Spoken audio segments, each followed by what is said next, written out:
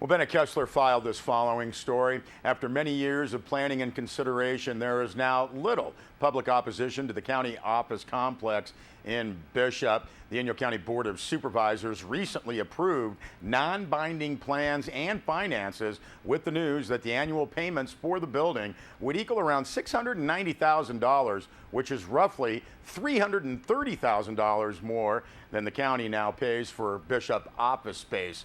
How do officials justify this?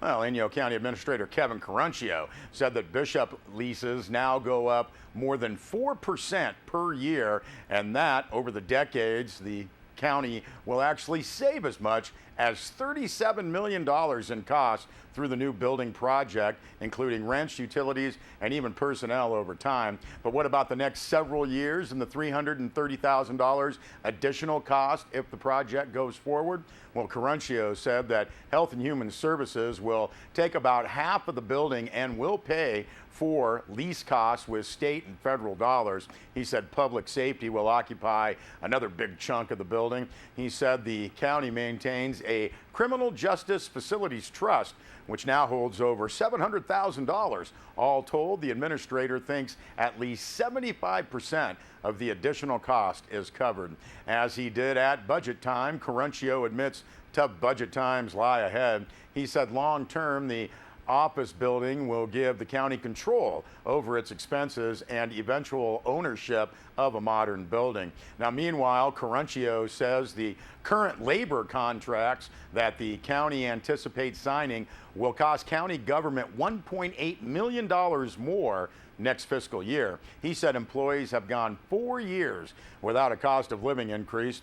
Citizens also know about low wages during the recession since 2008 and wonder how the county will pay for increased salaries.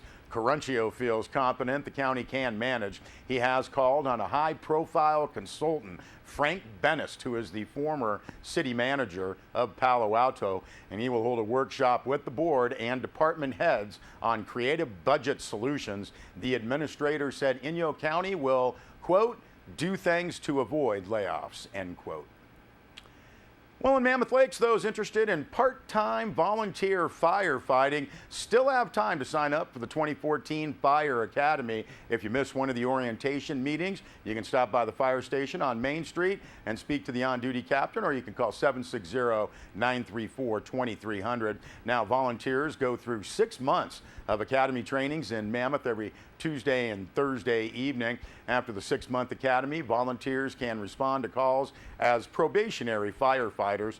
Trainings include firefighting, vehicle extrication, rescue, basic EMS, and more. Now, fire officials say the benefits include pay for calls and training, firefighter and EMS certifications, training and experience, safety equipment from the fire department, social events, life insurance, and other benefits, plus a chance to help people and the community. Now, officials point out that volunteer firefighting is not for everyone. You must be physically able to do the job, which includes pulling heavy hoses, raising and climbing ladders, and working in adverse conditions while wearing over 50 pounds of gear. In short, you must be physically fit, and there is a physical ability test. Requirements say you must be at least 18 years old, have a good driving record, be eligible to work in the USA, have a 1-year residency established in Mammoth Lakes, pass a background check and motor vehicle check with no felonies on your record, and you must not use tobacco and not have a beard. Now, physical ability tests and oral interviews will be taking place in December. The Fire Academy starts January 16th. And again, the phone number to call, 760-934-2300, or stop by the fire station, Main Street, Mammoth Lakes. Well, earlier this year, the Mammoth Lakes Police Department recruited volunteers from the community, and that was to help offset the loss of 7 police officers. A total of 9 residents applied and were accepted. They recently completed 16 hours of training, and the first volunteers began helping out last Tuesday, November 19th. Now, some of the volunteers will be assisting in the police station by handling various administrative and clerical duties. Others will be working community patrols, conducting vacation checks, directing traffic, and being additional eyes and ears. They will be driving a white pickup truck that has been labeled Community Patrol. Now, the newest members of the Mammoth Lakes Police Department's Volunteer Corps Mike Abbott, Romy Cushman, Izzy Goberman, Kelly Hawtrey, Kara Isaac, Chris Klein, Barbara Richter, Don Sousey, and Rhonda Starr. Anyone interested in learning more about the Mammoth Lakes Police Department volunteer program, you can contact Karen Smart at 760-934-2011 or via email ksmart@mammothLakespd.org. Well, a great culinary experience awaits at the White Bark Restaurant at the Westin at the Village at Mammoth.